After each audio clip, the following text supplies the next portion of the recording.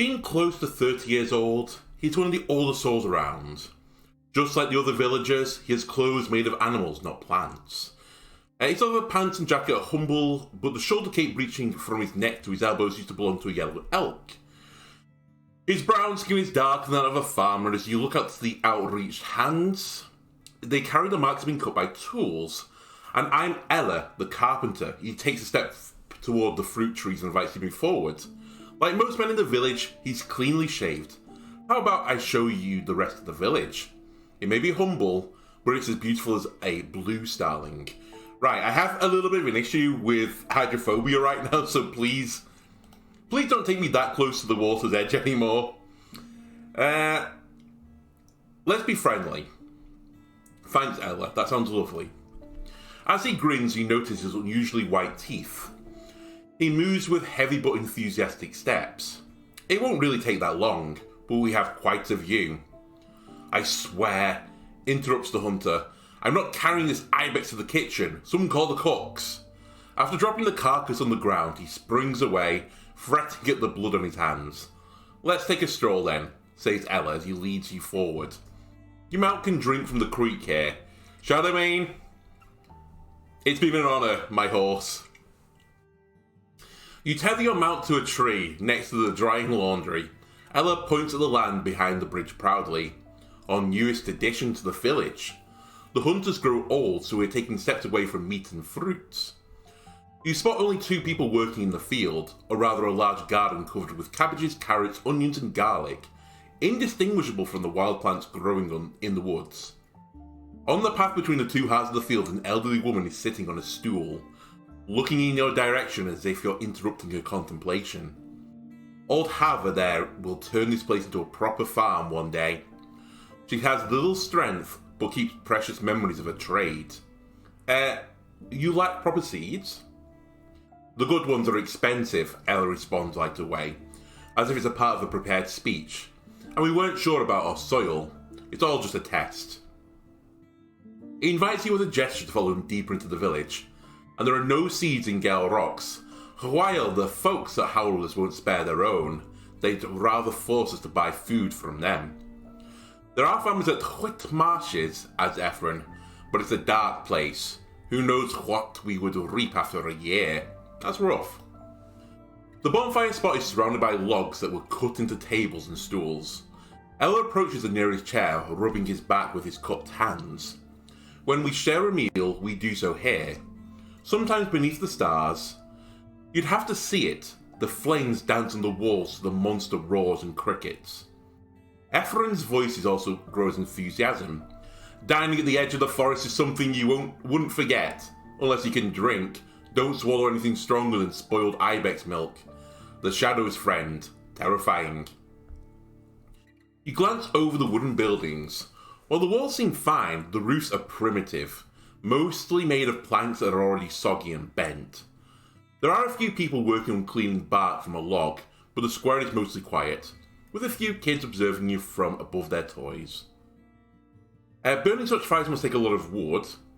A bit of a fire hazard, isn't it?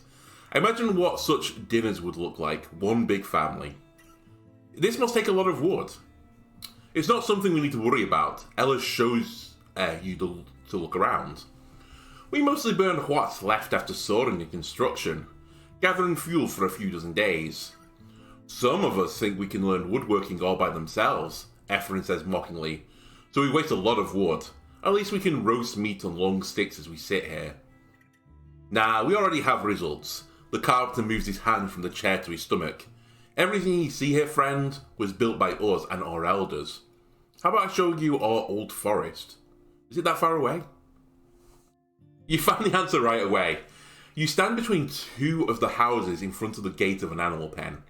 The walls are made of sharpened trunks, and they're as tall as 2 humans. The captured beasts are tethered by ropes, but have enough freedom to wander and graze. 2 brown boars and a black mouflon. And here are our captives, Ephron declares proudly. I know it's still a bit empty, but we'll crowd it just before winter. Are the ropes really enough to keep them here? Can't they chew through them? Or are you going to care for them in winter? I mean, I think they are going to take care of them in winter, if you know what I mean. Are the ropes thick enough? Both men look at the animals with renewed curiosity. Well, the hunter starts. If they can free themselves from a hemp rope, then squeeze through the stakes, and while no soul sees them, and then gets to freedom again, I'd say they deserve to do so. Ella leans against the gate and points at the area behind the palisade. The Mouflon may disappear, but the boars would be stuck on this plateau. Have you noticed the old forest, friends? I look to the north. The vast clearing is returning to life, with shrubs spread between the paths and tree stumps. We move to the bridge, then a gateway, and have a chance to look around. We can see the edge of our world from the watchtower, Ellen narrates sublimely. In the long distance, the plateau ends, surrounded by cliffs. You either climb up the mountains or fall to your death. Both men tell you about the difficult past of the village. A desperate camp, then a cabin, then two, shifting its wooden walls as more and more trees were cut. Without tree crowns, we can walk with no shadows. Beast dens, gargoyle eyes even, concludes the carpenter. Is it really better than a forest garden? It would produce much more food. Now I only see berries. Or, I'm surprised that the wrath of the herd hasn't smitten you yet. These pointed sticks won't stop a unicorn. I'm going to go for the second one. I think it's a bit more like, intimidating and threatening, but I feel like they should be concerned about it. Nothing will, friend, the hunter counters, and the carpenter is eager to follow. I thank the landscape. Blocking the path here was one of the first things our predecessors took care of. It may be that the beasts don't realise how much of this place has changed. He tells you there's one more thing to see and continues his tale as you walk away. From time to time, something reaches our territory. We feel safe among the bushes, but not so that we would send a child there. We have plans. So many lifetimes won't be enough to complete them. He says with a mix of melancholy and excitement, making Ephraim listen with attention. I want to see a stone wall with a walk for archers, weapons made of copper, a tannery set in its own camp, so we're free of its stench. Farmers, fishers, sorcerers, herbalists. You return to the main square again. The words of a dreamer, the hunter pats his companion's back. First we need to learn how to feed our children. We lack strength and skill. Ephraim looks at you, but we have time. I nod. With time comes opportunity, or I frown. We never have as much time as we want. You know what? I nod. I think they're doing a fantastic job at the moment. I don't want to, take the spirits down any further. Let's bring it back in. Let's rein in our concerns. You reach the edge of the village, a cliff as tall as the wall. Beneath you, two creeks meet each other and form a gentle river. Do not go near the river. These are the trees we used to learn more about woodwork. Ella is smiling as he leans his back against the wall of a house. We plant new ones, but we'll soon have to bring wood from further away. Give the sapling a few years, or however long they grow, a decade? And this is where I leave the two of you with your boring tree talks.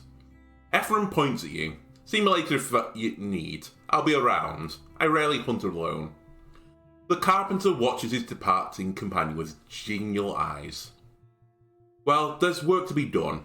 A new chair awaits me. He leads you to a humble working station, placed at the edge of the square. The tools you notice are very simple, if not primitive. We don't have to talk about my trade, Andalorno. What brings you to us? Okay. So, I would like to sell them this hide that I've got, wherever it is. I don't want to be in alchemical anymore. Can I go back, please? Thank you. Where is it? This. The rawhide. So we're going to have to try and get to that point. Old Pegos is suffering from a plague. The village is isolating itself from outsiders. He freezes, puts away his tools, then looks at you with wide eyes. Wait for a bit, will you? Without waiting for your response, he springs up and knocks down a few planks and lurches away, asking his neighbours to call the entire tribe. People surround you asking what's going on, and once the news spreads, you answer dozens of questions, though most of what you have to say could be summed up with, I'm not sure. Aside from the worried faces, there are also more pragmatic ones. Hunters mention that they won't be able to deliver their autumn pelts, while one of the farmers wonders about their cousin. She was always so pious, she says, with an accent you remember from Old Pagos. May the right reward her prayers, or else. After some time, the crowd pays you little attention, and Ella leads you back to his workshop. They and I will discuss this later, he says with an absent voice, then sits down and glances at his neighbours. Is Asterion around? He halts his work and looks at you with an exaggerated frown. That's a weird question. You're the first Roadwarden I've seen in, well, this season, I think. Did you check in on the western villages? You'll get to Howler's Dell simply staying on the road. His right hand still holding a tool is now squeezing his stomach gently. Okay, so people say that Asterion has spent a lot of time in your village. You're hiding something. I'm going for it. He adjusts his shoulder cape and clears his throat with a grunt. People, aye? Well, there's some truth to that, but Asterion isn't here, and we don't know where he is. He took our coins, but for fair labour. He moved wares to other settlements, patrolled the roads, escorted an old woman to a druid and back. Did you know you can get good prices for iron at Howler's Dell, but even better at Whit Marshes? God damn it, I should have taken the iron to Whit Marshes. Seeing your look, he turns away and rests his elbow on his workbench. His plans are his own problem, and I have no reason to believe he wanted to be found, nor can I help you. Are the bandits causing you issues?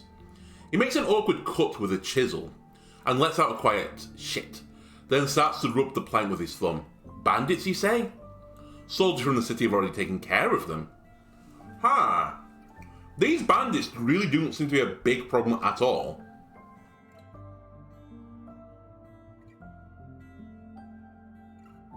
What's the story of your village? It's not that much older than you, right? He proudly raises a carving knife and gestures for you to look around. It may be a young village, but there's a lot to say. While his story is bloated with names and relationships, a step-by-step description of the growth of the settlement and bothersome creatures, you get the gist of it. The settlers arrived here 25 years ago, soon after one of the 10 cities had fallen to the southern invasion. Most of them came from the capital, while some joined them along the way. They soon came to realise that none of the villages had enough space, or the will to host a few dozen refugees. The folks of Gale Rocks used to have a much kinder attitude towards strangers than they do now, and they offered newcomers to stay at the beach behind their village. Yet there was nothing for them to eat other than what they caught in the salt waters. They soon started a search for land remote enough to not compete with the locals, and with the help of kind folks from Gale Rocks, Whit Marshes and Old Pagos, and others, as Ella states vaguely, they received enough wooden tools to turn a scrap of this peninsula into a clearing, then a camp, a hamlet, and finally a village. I tried to pay attention. Oh, fascinating stuff. We're fascinated. We're a scholar. The tale is assisted by walking around the village, introducing you to the original settlers or their offspring, and showing you some of the treasures displayed in the House of Gatherings. A unicorn's horn found at the heart of the woods, a blue rock that's shaped and hollow like an egg, and is darker inside, an arrow that hit a fry tape in the eye, and knocked it down. Behind each of them there are names, stories, and memories. At the very end, Ella leads you back to his workbench holding a hand on his conspicuous stomach, to give his throat some rest. He turns the topic around. And what are the folks in Hovland like, friend? Foggy says there are thousands of souls at the capital, and one can go their entire life still finding new faces in the crowd. Alright, we can either say, it may be so, but my city feels lonely, there are many people around, but all of them are too busy with their duties to share their lives with others. People spend their time with their families and close friends, especially ones they work with. They are close to each other, but no soul knows what happens behind doors. In the evening, the streets feel empty. It's hard to get to know new people when everyone's so busy, but kids spend a lot of time together and build long-time friendships. One can easily find groups to hang out with. People shop together, work, take baths, pray, and when one has nothing to do in the evening, they just go outside and seek company. It's not easy to build a strong friendship though, or hard to say. The merchants are getting richer, the priests have their game, craft guilds decide who goes in and out, and workers have to compete. There are no monsters on the streets, at least not every day. but there is distrust in many souls. You know what? I think I'm going to go for this last one. I'm going to give it a little bit, it's not that good in the city. You've got it really good here, don't you, Ella? He looks at you with a sigh. I know folks go there to be safe, but what you described, friend, sounds like a place dark in the heart of the woods. It's not if you're at the top. Yeah, you know what? It's not if you're at the top. He adjusts his shoulder cloak and reaches for the next plank without saying anything. He pretends there are no bandits enough. I need to gain his trust. Oh, okay.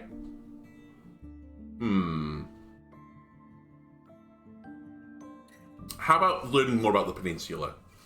Our tribe won't be much help there, he admits while judging the harsh surface of a small plank. It was our parents who did all the travelling, and they did so while we were kids, or not yet born. Most of them are already gone, and most of us travel no farther than to Foggies, and only when we have to. I imagine being a character in this part of the realm isn't easy.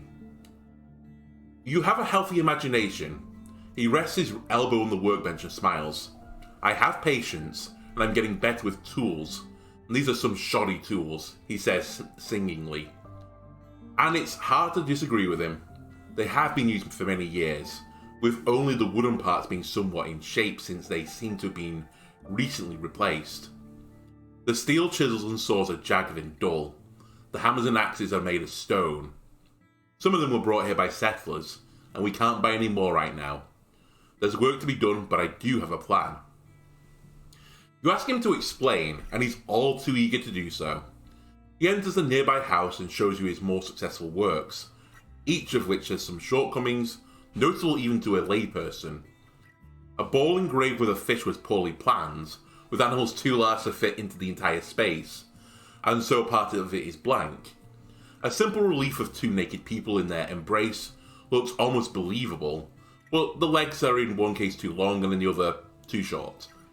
One chair has a broken leg, and the remaining three show that they are a bit too ambitiously shaped, and got dangerously thin. The chair seems fine, but equipment sticks out of it, and the man acknowledged that he wrongly estimated the required size. Do you want to be an artist? Better.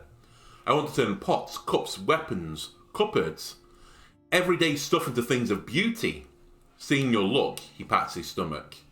I know I'm far from mastering it, but trust me, these are so much better than the ones I did this winter, and I started only 3 years ago. His pride makes him look even larger, especially in the shoulders. There aren't many carpenters in the peninsula. Folks do things for their own use, but I'll be a specialist. It's the city thing. Foggy told me so. Not just a jointer, but someone who does only a few things, but better than others. The tribe supports me with food and time, and I'll pay them back with dragon bones, and put it to your houses. When he leads you outside, you start to share some of his excitement, but most of it dwindles away after you sit down at his workbench again, on wobbly stools, surrounded by broken planks and crude tools. I've heard you've had some issues with the Eastern Path. At first he gives you a bright smile, but then nods with a sigh. Aye. So our issues are so clear that folks gossip on them. I'm glad you came to our help, friend, but it doesn't feel right to admit we need help from an outsider. He stands up slowly, walks away and leaps over one of the log-made tables, and looks for something in the pile of wood. In this part of the land, there's always going to be something to do for a Roadwarden.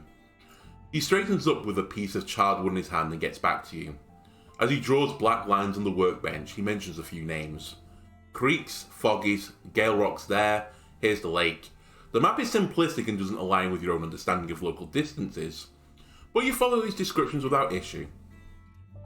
The path from here to the south is getting too wild for us.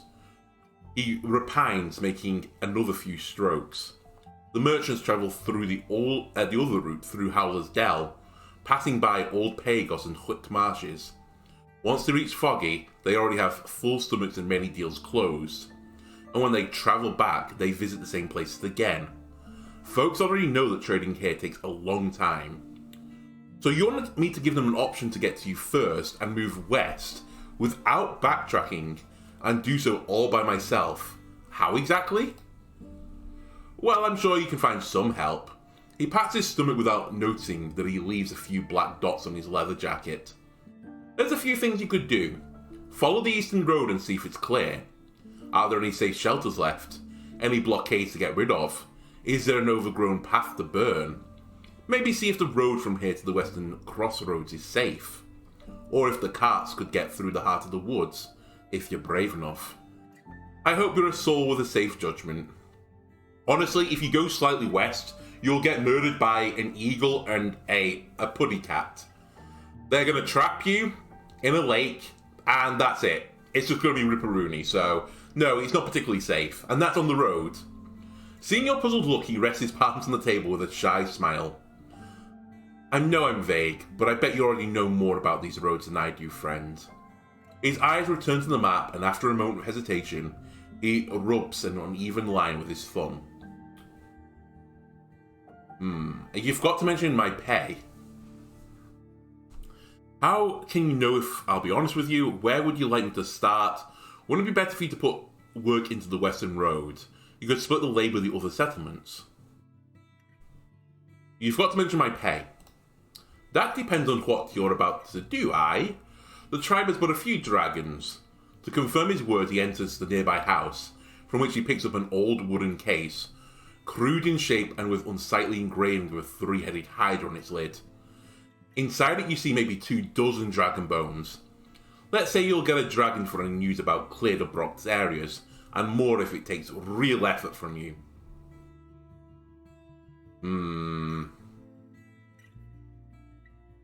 Alright, we have a deal. He flashes you a wide smile and pats his stomach. You won't regret this. He then throws away the charred wood, returns to his stool and looks for tools. I took a look at the dolmen in the south. It's safe. He keeps sculpting wood and asks you about the size and the entrance of the chapel.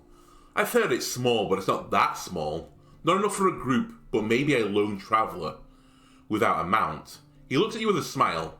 Pick a dragon bone from the case, will you? I don't want to stop now. You reach towards the ugly head of a hydra. Oh, I grab a coin, or if he's not looking, nah, he'll know. I grab one coin. Well, that's a start. Keep it up. Right, I'll let you know if I see anything else. Oh, that's really cool. At some point, I feel like we're going to have to go into this eastern path to get paid for it as well. That's just retirement funds. Right, I'll see you later. Shadowmane is enjoying the cold stream and green grass to graze on and welcomes you with a nicker. So I can either go to the farmer, the hunter, or the shallow creek. We'll go to the hunter, please. He raises an eyebrow and then the wolf's head, as if to see you better. Are you the only hunter around? What do you know about the road running through the heart of the forest? I plan to help with the foragers with catching a big runner. Any tips on how to approach this? Oh, that's very useful information. So that's their scheme. He looks in the tavern's direction. Actually, what day are we on, by the way? Day 5, so 4 days I have to get back there. He looks at the tavern's direction, pausing for a moment, then straightens up. Ah, so you're seeking advice from a more experienced hunter. He pats his club proudly. Well, there's the usual stuff. Don't fight hungry, have a decent jacket, be sure to have something to block a bird's charge. Oh, and maybe... He points at the sky and then stretches out his arms, as if he's holding a long stick. A spear. The longer you keep a runner at distance, the better. Ah. Have you ever fought such a bird? Not yet, but I ran away from a few, and not everyone can say that. He lets out a burst of a jaunty laughter. Nah! There's no way to comment at the edges of our woods, if you ask me. Sorry, I think I said that all wrong. They are way too common at the edges of our woods, if you ask me. Ever since I met the first one, I jog. Maybe not every day, but almost. Are you the only hunter around? But of course not. There's... He takes a suspiciously long pause. 7 of us. The tribe is small, but we have enough food without daily trips. If we catch too much meat, it spoils, so it's better to let the animals feel safe. You try to change the topic, but the man suddenly looks around and lowers his wolf's head. Well, there's just one issue. 3 of my friends left the village just a few days ago, and they haven't returned yet, but they should. Ellio's going to ask questions, and soon. Do the hunters from Pelt in the north hinder your job? Nah, they only get close when they chase after wounded prey, so it would stay mostly the same. You could have another village twice our size. He glances towards the gate. Halfway from here to Pelt, and there would still be more than enough game for every belly, as long as they would forage and set up farms. You ask him if he's ever considered joining professional hunters, but he takes off the wolf's head and gives it to you so that you can take a better look. It's weirdly warm from the sun. That's the only wolf any of us have felled in the last 5 years, you see. Not that we're cowards. He suddenly raises his voice. Our trade just isn't the big game hunters. I place fish traps, put glue to catch birds, shoot rocks at rats and rabbits. When in a group, we may seek roe deer or aurochs. He takes the hat back and looks at it with nostalgia. Those in the inn seek trophies, not meat, so they hunt for big beasts, one that, fight back. Always a different, but I like that bunch. At least they smile unlike others in the peninsula. Hunters will always find a common tongue. Once you see enough blood and guts, you have to laugh or go crazy. What do you know about the road running through the heart of the forest? Or, actually no, aren't you worried about the other hunters? He walks around from time to time looking at you with an open mouth, not sure how to start. He takes off his heavy cloak and looks you in the eyes. They left for a few days to seek and kill some big game. Each of them a different one. Then bring all of them to me to judge. His confident voice falters when he mentions his own part. The winner would have caught me the prey of the greatest size, rarity, utility, and of the greatest threat. He turns away and lowers the wolf's mouth. Tell me more about those three. They are hunters and fighters, but also close friends. If one of them was in trouble, the others would have done all they could to help. They've been a team for years, and were planning to start a family this winter, Their last big adventure before Dahlia's belly locks her at home. Gives you quite a tale of the deeds and features. Dahlia is the bravest of them, with strong legs. She has simple ways and looks for beasts in the open, by the roads. Her hair is light, always tied in a single braid. Admon is a man who seeks paths and challenges. He believes that seeking knowledge of the peninsula will bring the tribe ways to survive hardships. He is, smaller than the others, and knows more about dressing the wild game than any of us. His arms are small, so he often places traps. His hair is a bit darker than Dahlia's, but short, just like a beard. Vashkal is not a man, though they were born with a prick. God's sake. What has Vashkal done to hurt you? And wears browns and greens to blend in with the trees. They hunt like a gargoyle, hiding amongst leaves, jumping at a creature when it gets close. Because of that, they have often roamed in the woods, even those that are far away from the village. This sounds serious, but if you want me to look for them, I still deserve a reward. Let's say, if I were to find them, what should I tell them? Have you no shred of optimism? Maybe they're fine. Just tell them to come home. We've got enough wood and food to start the next feast, and I have a hint of that an honourable guest may be welcome there. He smiles at you for a moment. You think you see the wolf's head wink. Can I get a reward, please? Isn't helping 3 young, strong souls enough? Seeing your look, he raises his voice, draws his obsidian edge club, and touches his chest with it. Then I will loyally assist you, friend. For your brave deeds, you may count on me on a day of great challenge. As he lowers his weapon, he winks at you, and others will be grateful as well. You know that. Oh, I could use him to clean out the east path.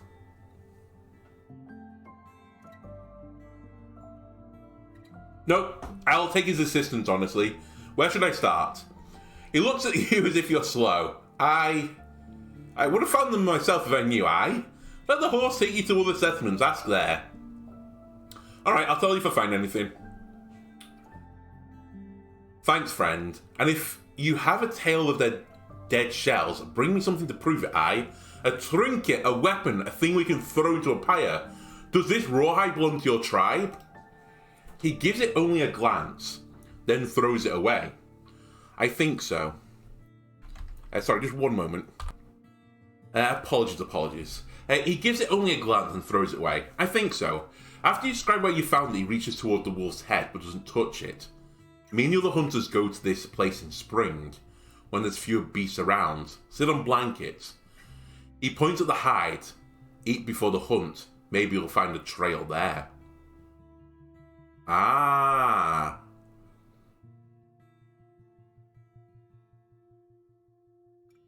So maybe one of the people is there.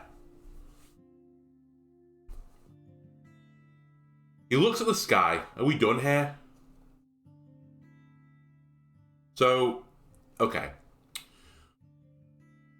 What do you know about the road running through the heart of the forest? I know to avoid it. Blood there. Seeing that you're waiting for a longer tale, he adjusts his heavy cloak, spending a good minute on making sure that you'll understand it's a dangerous place. You'll do better riding around it. The northern road is the safest, he concludes. After you insist that any sort of guidance may be of use, he scratches the wolf's head. I've heard from a friend that gnolls were moving there. Those very small beast folk, you know. He moves an open hand close to his hips, portraying the height. They'll threaten you until you give them some meat, and that's all they eat. No fruits. No, I don't know. Bones? But it's the fright apes that scare me the most, and there's an entire family of them. Trust me, if you ever hear this terrible scream of a human somewhere in the tree crowns, run as fast as you can. Don't seek it, and certainly don't fight it. Just ride as fast as you can. Alright, that would have been really useful advice had I, come here before. If only I'd gone like one tile further. Alright, good hunting. Let me just have a look at my journal, for a second.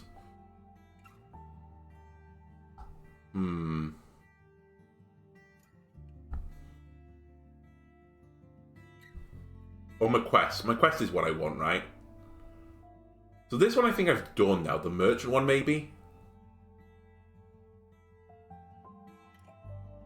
I'm pretty certain I've done this one. Oh, completed, of course. Become rich. Glassie's band. Missing hunters. I just wanted to see what that actual thing did for me. Was it just telling me that there was some, hint? And they took it off me. Okay, sure. Let me have a look at the farmer then. You follow the path between the fields, witnessing a one-sided conversation between old Harver and a barely adult man. She orders him around, pointing at various plants, criticizing the height of weeds and addressing the fancy clothes he's wearing. He observes his red-dyed boots and lets out a relieved sigh after your arrival. I better change. He mumbles, heading to the main square. That's about his way. The woman spares you a wry glance, then turns away, focused on the struggling vegetables. She's the only person in the village who wears clothes made of plant fabric, but they're weathered and covered with decades-old patches. Her hands clasped behind her back are constantly twitching. We'll hide her emotions. What do you have for sale? After a moment, she turns to you slowly, chewing her bottom lip. We sold what we had. We're lacking hunters, and these. She looks at the wrinkled vegetables. We'll go into her stew if they're even worth picking. Without noticing it, she grabs her left forearm with her right hand, but it doesn't stop the twitching. We always have a fish trap to spare, but we make them just in case. A large basket put in the creek, and wait a day or two until something swims inside. I'll sell you one for 2 dragon bones. And if you'd rather eat something right away, she carries on after a short pause, or cooked would spare you a roast grouse or a chicken. It'll be cold, but fresh. We always have one. You never know where there's maggots in your supplies and kids shouldn't skip a meal. You ask her to tell you more, but her patience grows thin. It's the best light roast in the north. We add plenty of spices to it so it spoils slowly. That's it. Fine, show me how the trap works. So I can take a fish trap for 2 or a roast chicken for 1. Give me the fish trap. This seems useful. I have bought a fish trap. Wonderful. Oh, I don't expect many merchants to reach this place. Why don't you move your traps to Foggy's? Or I'm looking for a place to sleep. Let's have one more conversation. What's it to you? She doesn't wait for your response. Does the yard look like it has space for nests? She's not willing to tell me, sure. I'm looking for a place to sleep. We need another hut, and we've no space for it. She gazed at you with dry, tired eyes. If you need a scrap of floor, go to the tavern. Alright, see you later. I'll approach the shallow creek then. Oh my god. I don't want to jump into the stream. With the calming sounds of the waterfall around you, you observe the stream as clean as a spring. The ash soap you own is not enough to help you get cleaner. I need 2 pieces of bathing equipment to get more out of this place. Alright, I'll step away then, because I won't get any cleaner here. Actually, you know what? Jump into the stream anyway. There we go, we got 1 appearance. There are no fish or plants to bother with you, and your feet find mud amongst the not always smooth pebbles. The water reaches above your waist, allowing you to have some fun and wash every spot off your shell. Thanks to the gentle flow, you're able to remove the mud stains from your clothes and boots. Alright, I step away. I guess then I seek shelter. It's too dangerous to stay here. You can't sleep here, but there's still time to travel to a safer spot. The closest shelter is Foggy's Lake. Thankfully, this part of the peninsula is safer than most. Huh.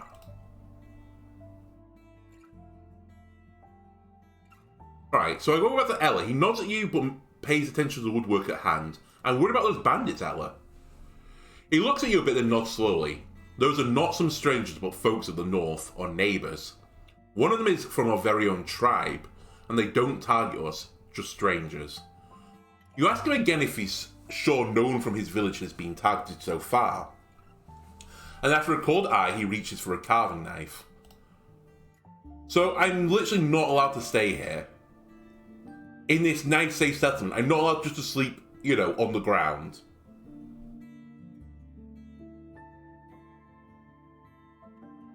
Are you serious? Alright, I guess I'm going back to Foggy's Lake then, but my horse is going to die. How is this not a settlement?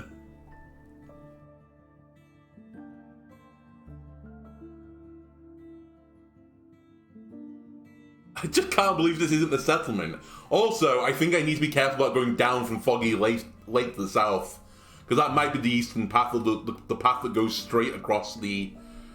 You know, straight through the middle.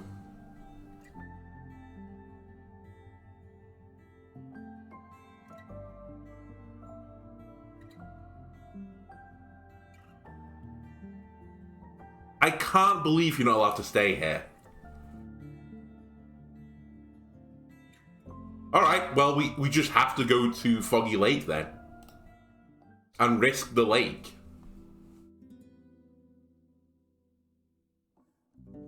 There's a hint of strange stench and fresh claw marks left on the ground. A large saurian entered and left the yard through the lake. There are new wares near the cart, either recently left here or prepared to be taken away. The tavern staff stops their discussion by a basket to welcome your arrival. We sleep here. The bare fur will be a fine sleeping spot, but your horse will disturb your rest, and in the morning you'll have to clean after it. Sleeping here will be rather uncomfortable. You'll have plenty of space and many furs to choose from if I sleep in the attic. The staff will help you take care of the mount's filth. Honestly, I don't want to spend the money right now. I also want to sleep near my horse. If Shadowman gets attacked, I get attacked. As you prepare your belongings, you realise the days are getting noticeably shorter. The closer you get to autumn, the less time you'll have before the beasts of night leave their lairs. For now it won't be that bad, but I better make sure not to waste too many hours. The monstrous shout wakes you up. The night is bright, and from the window of the tavern you have a good look at the yard. A few massive dragonlings are exploring the courtyard, knocking over wooden tools with their tails, putting their noses into buckets and underneath the stairs. You count 5 of them so far, but you can't see the entire area at once. One of them spots your look and moves closer. Still, it doesn't try to climb to the door. Maybe it's experienced enough enough to know it won't get through. I close the shutter slowly. I go back to sleep with an axe in my hand. I scoff and leave the shutter open. Stupid lizard. Okay, it's super important right now. Do I know anything about this creature?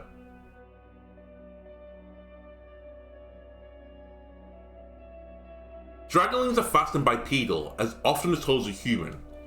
Travelers encounter their pack near roads. They're used to chasing their prey with an extra advantage in empty field than in forests.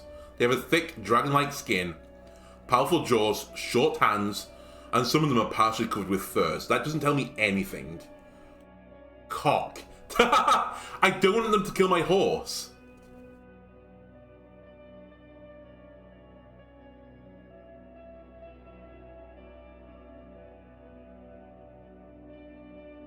I feel like if I pick the middle one or the top one, my horse 100% dies. I feel like if I scoff and leave the shutter open, stupid lizard, Shadowmane still dies. I guess I close the shutter slowly then.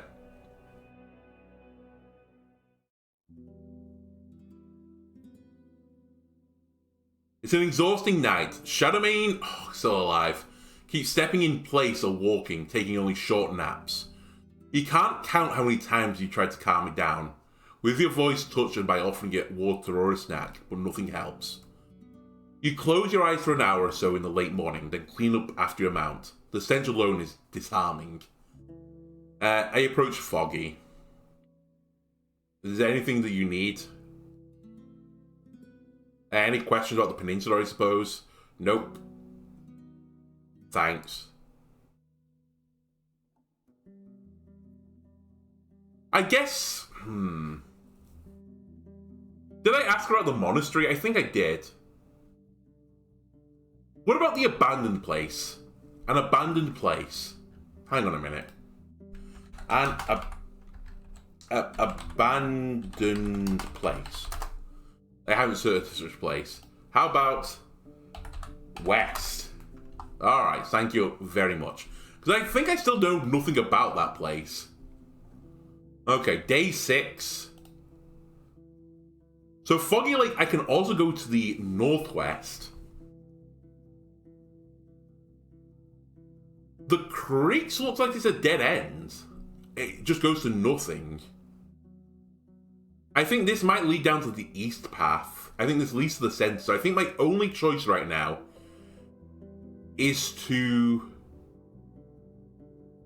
go to the northern road and have a look to see if I can find any more information about the person. Or to go to the northwest from here. And that probably takes me up to Gale Rocks.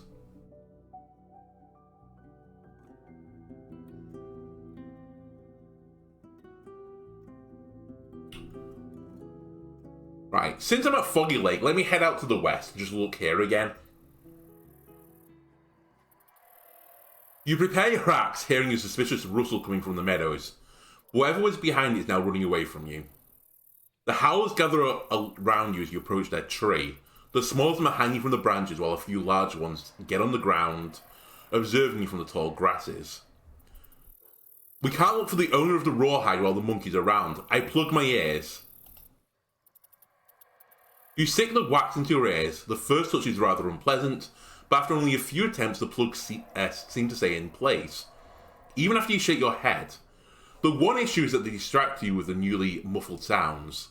The howling gets less intrusive, but as long as you have ears, some of it will reach you. Right, I tried to set up some fish traps at the bank. You place the basket on the ground and grab a bowl and start digging, looking for a few larger worms. You bait the stick and push it inside the basket, locking it between the sides. Then cover the entrance with a lid. Tying it together takes you a few good moments, but it'll be easier later on. You attach the entire trap to a rock and push it into the lake, far enough that it sinks entirely. Who knows how long it will take before something large enough swims inside. Still, it would be better to not wait for too long, otherwise the prey may die of hunger. Alright, we're going to try and scare the howlers away. Your yards away from the closest tree, the howlers are climbing, swinging, browsing the leaves, and seeking bugs in the meadow. Only a few of them pay attention to you. You could start with an attack from distance, but there's no way for you to take down the entire pack. The best you can hope for is scaring them off. Alright, I would like to scare them off then. I throw some rocks at them. Your poor aim makes you hit the trunk, drawing the monkey's attention. They howl even louder, pointing at you and jumping between the branches. Your rocks don't hurt them much. They stay still thanks to their tails and cover their faces with their hands.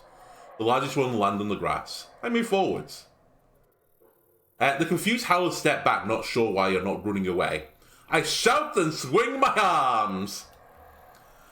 At first you doubt your shout is going to be heard, but once you add to it your aggressive gestures, the creatures get quieter, allowing your voice to spread wider. Some of the smaller monkeys cuddle to each other and hide their faces. Those on the ground take the first few steps forward, but they keep looking at each other, as if hoping another will get to you first. Time for a confrontation.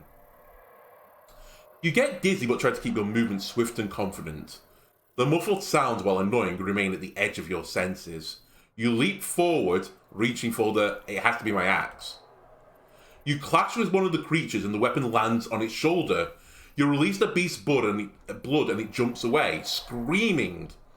It's limping around you, then flees into the meadow. You make a few dangerous swings, keeping the other beasts at a distance. They try to surround you, but you manage to keep up with them. You're not sure you can protect yourself from all sides at once, especially without a shield, but for now, you're in control. I turn toward my next opponent. You look around, but no more creatures try to approach you. You step forward and raise your blade. The wounded monkeys run away, and the others follow them soon after. They don't look back. You doubt they'll forget the threat of your pose. Da-da-da-da-da-da-da-da. We defeated a beast. We stow our weapons, and I return to the grazing Shadowmane. Right, I search the area looking for any trace of the owner of the rawhide. After half an hour, you find no corpse, but the trail of the fight tells you enough. A human was dining near a tree. A large cat jumped them and dragged them through the meadow north. For a few minutes, you follow the broken blades of tall grasses, losing track more than once, deceived by the paths used by howlers, which are now following your march anxiously. You reach a gully, then to a thick forest growing in a cauldron-shaped basin. The branchy trees are taller than 3 houses, placed on one another. The beast dragged the human through the thicket, and scratched skin left blood on the edge of the twigs. You consider walking in, but as you look around, the howls are getting more numerous and confident, sitting on every tree in sight, threatening you with your shouts. The path is too overgrown for Shadowmane to follow you.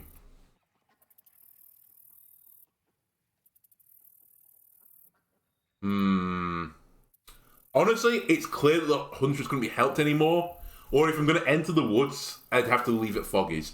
I don't think we can go in here for now. You approach your bundles. I leave Shadowmane at Foggy's. What? No.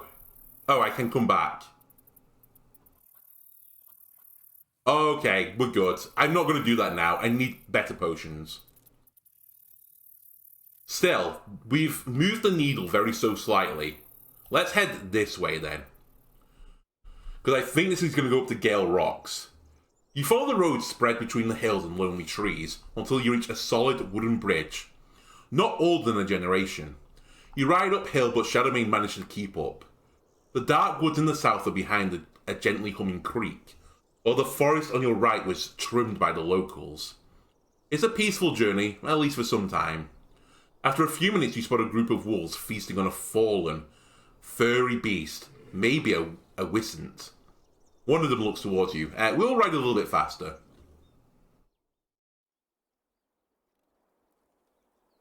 The road fades into an old tunnel. There are no signs of mining, no signposts, no human voices. The ceiling is supported by wooden beams, but the light only reaches so far. The chilling wind mercilessly bends the few lonely trees, while the shrubs oppose the weather patiently.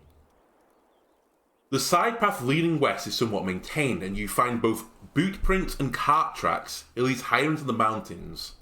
The old tunnel. And I can go up from here, which I assume is going round it. Do I want to go in the tunnel? I tether Shadowmane to the tree and look in the tunnel.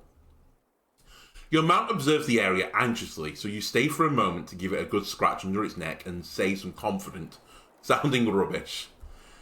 You unpack all the things you need to make a new, simple torch. What's wrong with my candle? A log, some old rugs, a bit of oil. You grab your tinderbox and sit on the ground for a couple of minutes, preparing the flint and the linen char cloth.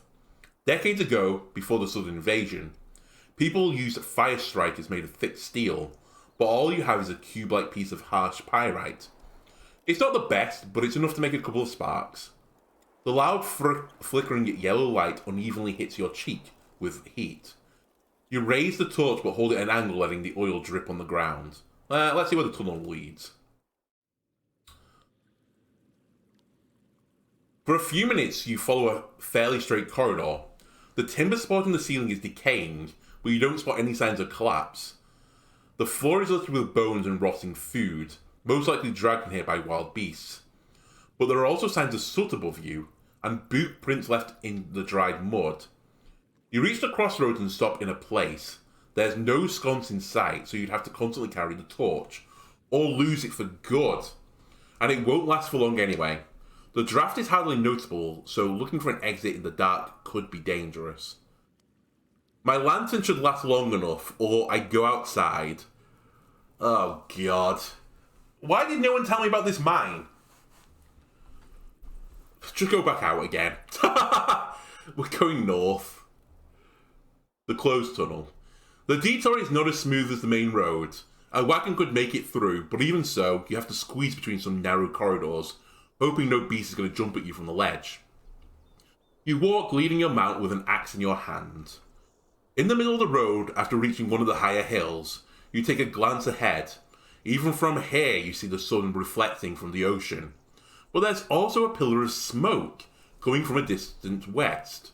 There may be a volcano somewhere behind the horizon, but you can't tell if it's part of the peninsula or maybe a yet stranger land.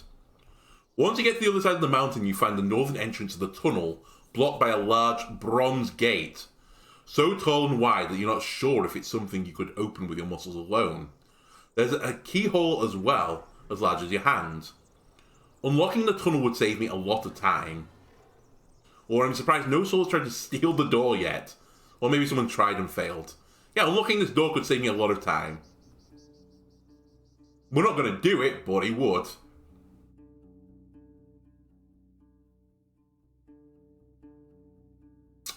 The map is telling me this is Gale Rocks. Wonderful. You get a good look at the village from a distant hill. It's torn between taming the crags and succumbing to their whims. The grey boulders are like the rotting teeth of a giant, sprinkled around by an ancient spirit. The carved cave mouths are covered with wooden doors.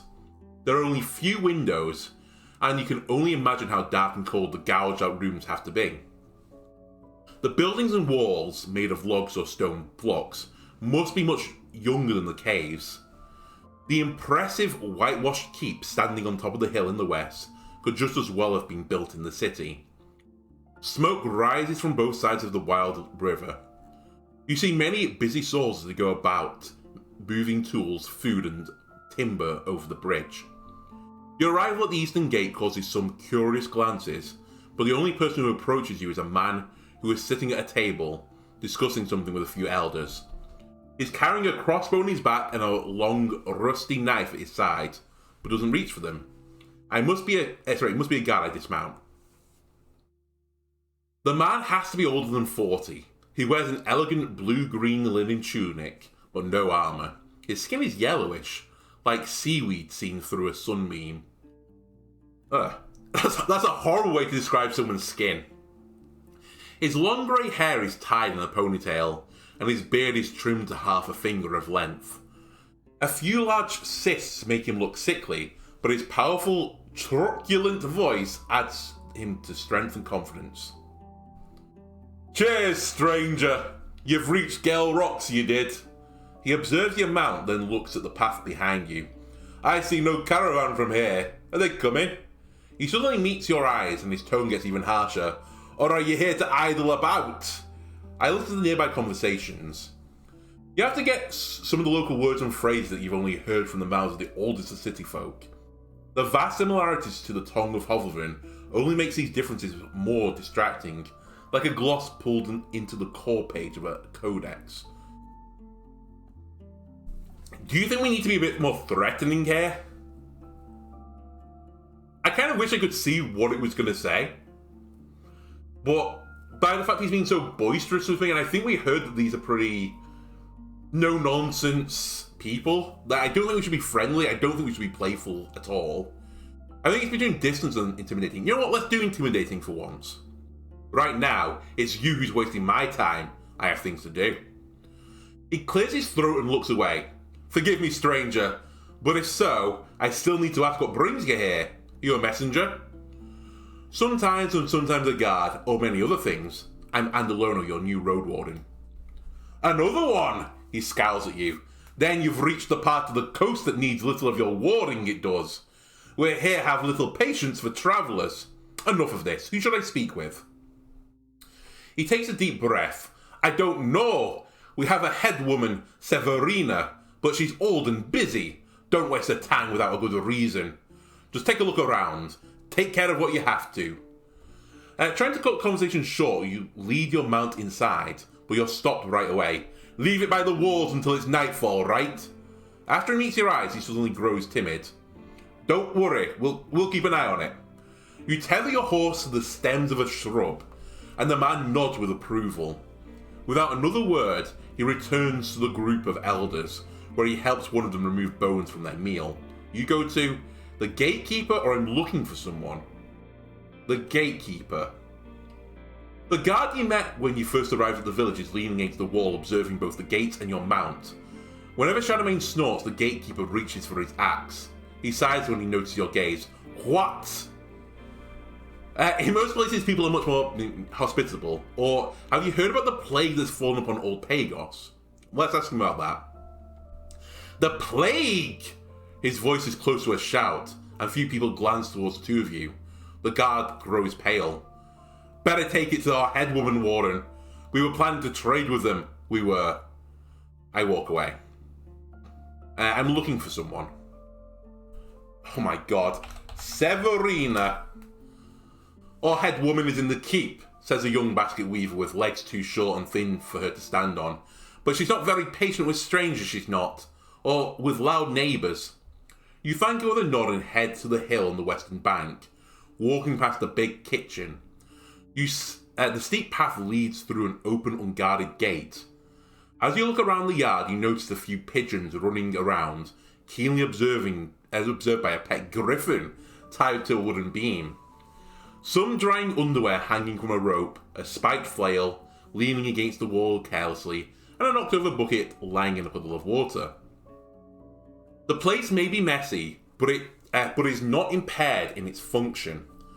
Preparing it for a defense wouldn't take longer than a few minutes, and judging by the wall walk of the bailey, it could stand an attack from a large squad of soldiers. The current state of the place makes you think of Hovleven, whose stronghold yards and temple walls are often surrounded by small peddlers, a few of which are even allowed to set up their stalls, as long as they don't hinder anyone else's tasks. They're allowed to pursue the scarce scraps of open space. I look at the keep. The bright walls stand out from the other structures in the village, and as far as you can tell, the current layer of whitewash is still fresh. There must be at least 3 floors inside, enough space to contain more than 100 people, though without much between them. There are arrows in the walls, and the roof is surrounded by a fence-like barrier, a perfect spot for boulder throwers and archers. The large entrance door is ajar, with a wrinkled man sitting on a pillow placed on the stairs. He's not wearing a gambeson, but the fine steel sickle sword at his side makes it clear he's not just a regular guard. He stops what he was doing, carving a figurine from a log, and stands up to greet you. Cheers, Roadwarden. Severina was told about your arrival. Follow me. He may be old, but he is tall, with the long and thin arms of a sea folk, a neatly groomed beard, and his grey hair in a ponytail. As you follow him, you're hit by the strong scent of cloves. They're vampires. I climb up the stairs. The door is thick and can be barricaded with 2 wooden bars. The hall is filled with benches, some of which are placed on top of the others, giving it a bit more space for now. There is one path on the next floor, suspiciously covered with planks. The chamber is free of the roaring of the river, the shouts of the workers and the chaos of animals, or the smell of cooked food. The room is well lit both by sunlight and candles, and quite drafty, though you still smell perfumes and aging wood. You doubt anyone lives here, or uses this room for dining. "The Roadwarden is here," says the guard as he approaches his desk, standing between you and the old woman sitting behind it. I take a closer look at her. So far she hasn't spared you as much of a glance. She's writing on a large wax tablet, with a stylus as large as a dagger. And since she's a bit stooped, you see her only from the chest up. She's wearing a thick, warm dress in the colour of a cherry, and an even darker, modest hat that's covering her hair. She could be older than 70, yet her face and hands have been spared from scars harsher than some pockmarks carved by illness. If you were to encounter her in Hovelvin, you would expect her to be an official, or maybe a rich scribe. Some of her belongings, however, wouldn't be found at the city's desks. The wax of a tablet isn't dyed. Instead of keeping water in a cup, she has a large, colourful seashell, and the winged hourglass placed on the stone stand is made of dried seaweed. I glance at the young woman who sits in the corner. Her crossbow is pointed at you. The resemblance between her and the elder is stunning, though she's slim and a bit taller and wears a simple, dark blue and black woolen tunic. While she's resting on a chair, she looks at you almost without blinking, with hardly any movement, like a cat staring at a rat, trying to judge if you're defenseless prey or a threat. I think we hide her emotions this time. I don't think we try to be joyful with her. I think one slip, one mismovement, and she's going to shoot me in the head. "Greetings." She raises her violet eyes slowly and looks at you kindly, putting away her stylus. "Outsider," she nods gently. "I expect there's something only I can help you with." After a short pause, she clasps her hands to the desk. "Let's hear it." Her accent is not as thick as that among the younger villagers, keeping a shadow of the years when the guild had tighter ties with the peninsula. But since she has no teeth and have to think for a moment before you recognise some of her words. Okay, that's going to be an awkward voice to do then. I think I'm actually going to call this episode here. It's kind of a weird place to stop it, mid-sentence. But based on the descriptions here, I think this is going to be a pretty long conversation with Severina. So we'll do this in the next part. Anyway, I hope you enjoyed this episode. If you did, why not leave a like, comment, subscribe? Everything helps me out. And I'll see you on the next part. Goodbye.